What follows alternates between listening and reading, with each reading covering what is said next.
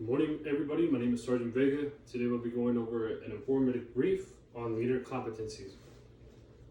Today's risk assessment is low. Today's brief is unclassified. Please identify any of your tripping hazards. Please avoid any food or drinks around your workspace. In case of a fire, identify the direction of the fire and run towards the opposite direction. In case of an active shooter, please barricade yourself. If not, use the run, hide, and fight method. Please throw away your trash and remember to recycle.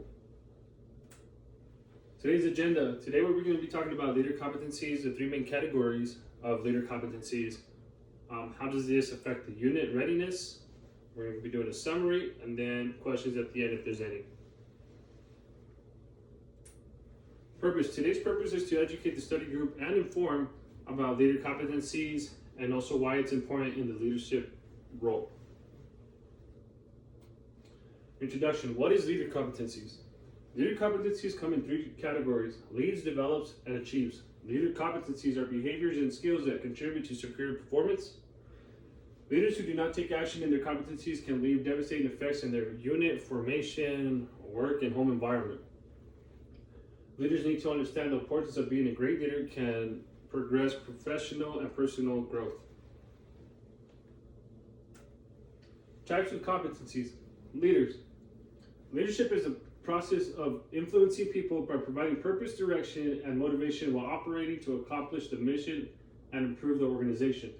A leader has to consider communicating effectively and leading by example. A leader has to establish professional relationships.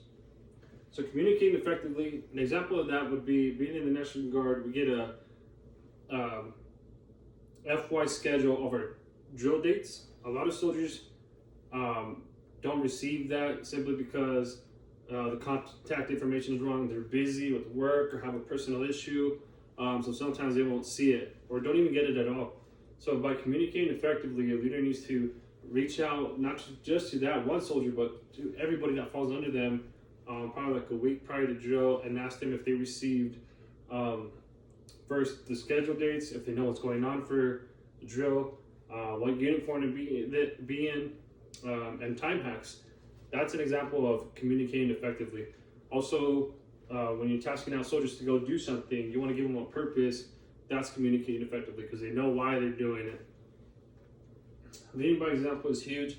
A lot of the time, sometimes NCOs go outside, and this is just example, go outside without their PC to the vehicle, and a lower enlisted sees that, they automatically are going to want to do the same thing because that NCO did not receive any repercussion for it or didn't get told anything by anyone. So that soldier's going to think it's okay to do that, which is totally wrong.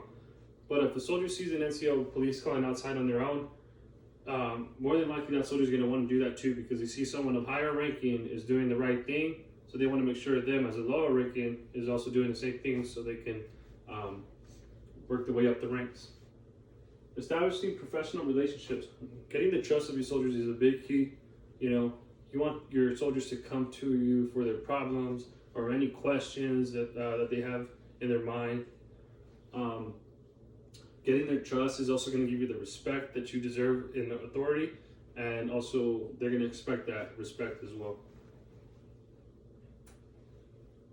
Develop. A continuous progressive process by which the synthesis of individuals' training, education, and experiences contribute to individual growth over the course of a career.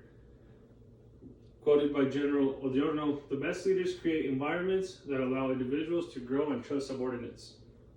A leader must continue to develop an expertise and gain knowledge from other team members. So back to this quote, it says, the best leaders create environments that allow individuals to grow and trust subordinates. Create environments. Main thing in this quote. By creating the environment, that means the leader must go to formation and take control of the tone, set the mood. If they're showing enthusiasm and motivation, they're happy to be there at work, more than likely that's going to change the attitude of their soldiers that are under them, and it's only going to boost them to perform just as much as the NCOs. When it says develop an expertise, that is a leader that is a steward of the profession. A leader can't get mad of a soldier that doesn't know how to, correct a weapons malfunction.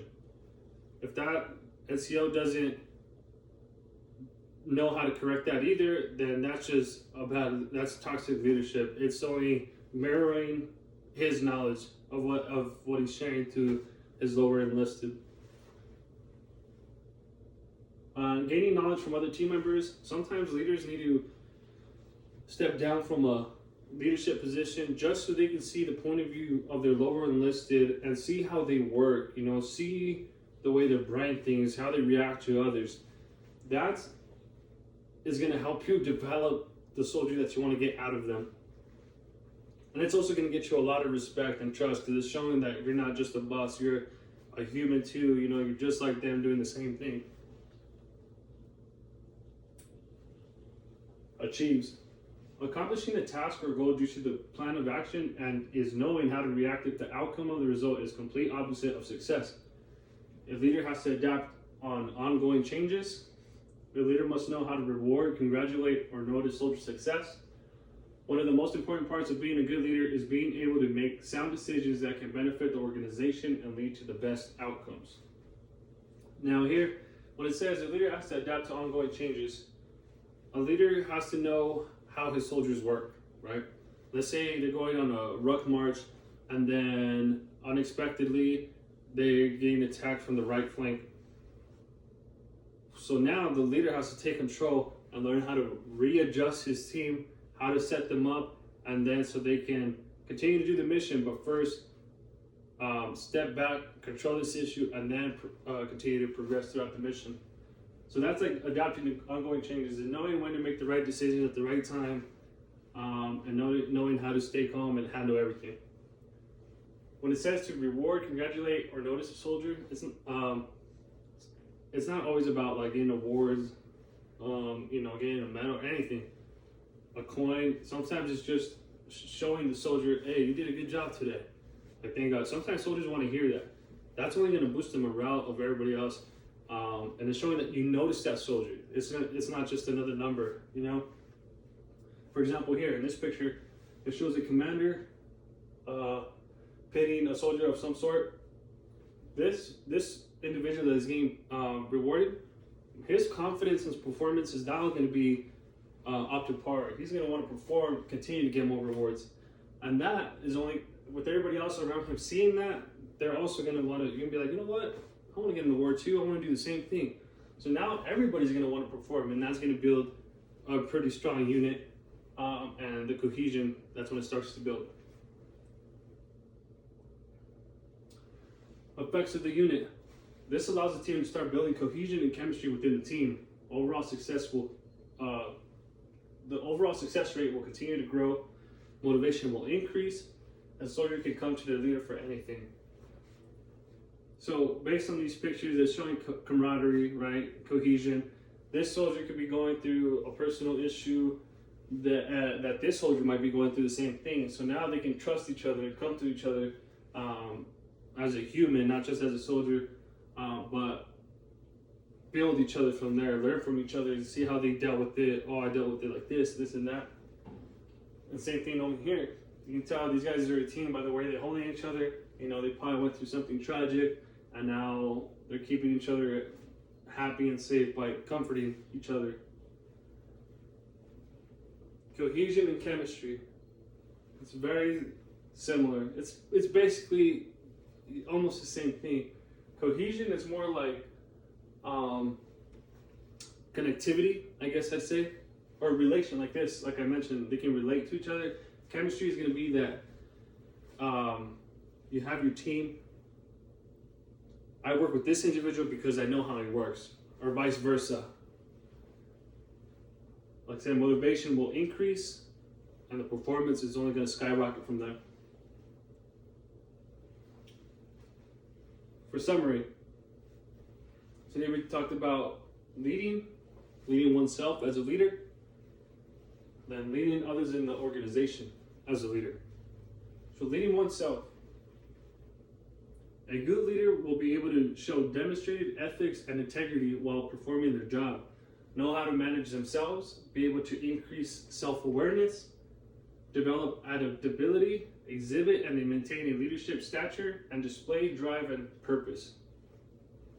Leading others in the organization. One needs to be able to communicate effectively, value the diversity and difference that can be brought to the table by others, build and maintain interpersonal relationships, develop others, and effectively manage groups and teams. So with these competencies, there's attributes as well. You know, you have your character, your presence, and your intellect. So with character, if you're showing that you're charismatic, you know, you're showing empathy for the soldier, that soldier is going to be, you know, he's going to have the courage, or he or she's going to have the courage to come up to you and talk as a normal human being, putting the rank aside, which is great. Like I said, that's how you build your trust. The presence, that would be like your develop stage, where, like, you know, if they see you in uniform, squared away, always looking good, your military bearing, standing at parade rest, you know, saluting, that type of stuff.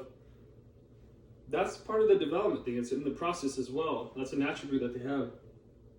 Your intellect is going to be like your achieves, you know, or even in the development, like being the steward of the profession, knowing your regulations, knowing how to do a function checks, knowing how to do a PMCS, you know, that all ties into leadership competencies.